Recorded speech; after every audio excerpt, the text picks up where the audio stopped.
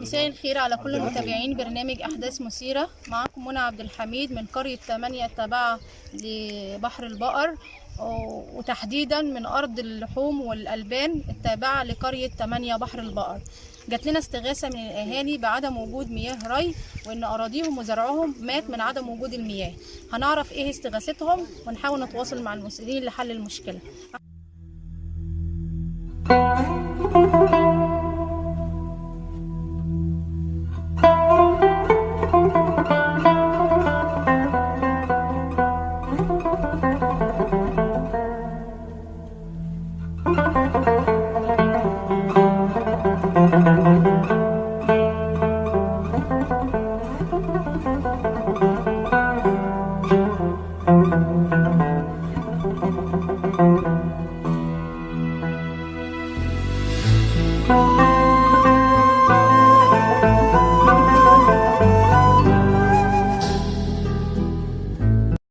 والله العظيم ما انت ساقي، والله ما انطيت ساقي 8 دي ما هي ساقيه ميه.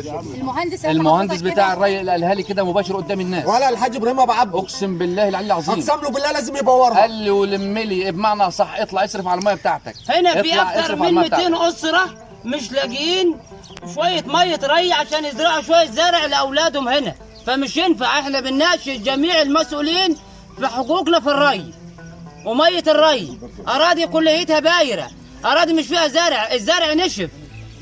والله الزرع مات قسما بالله العلي العظيم. وانا طالب يا فندم برضه لجنه معاينه، لجنه اتعاين مباشر. يمكن احنا ناس كدابين، لا يجوا يعاينوا على الوضع الواقع، على الواقع. لا حضرتك يا فندم يسيبوا الكراسي، يسيبوا كراسيهم وينزلوا يعاينوا على الطبيعه. الساده المطالب، الساده المسؤولين يسيبوا الكراسي وينزلوا يسيبوا التكييف شويه في الحر دي، ويجوا يشوفوا المعاناه اللي احنا فيها في الحراره دي. ظروف ايه، وشوف الارض زرعه ولا باينه.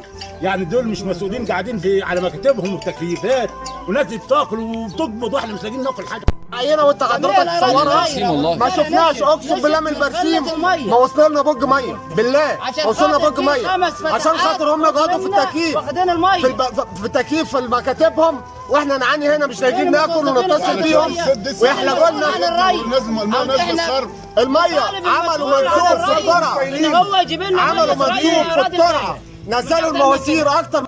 فين الناس اللي هي موجوده اصلا وفين الاراضي البايره اللي انت بتتكلم عليها؟ اراضينا كلها هي على الطبيعه، انا جايبها لك على الطبيعه الارض.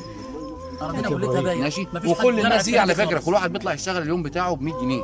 وفي نقطه فين دلوقتي ما عادش فيه شغل. حضرتك يوم وعدتنا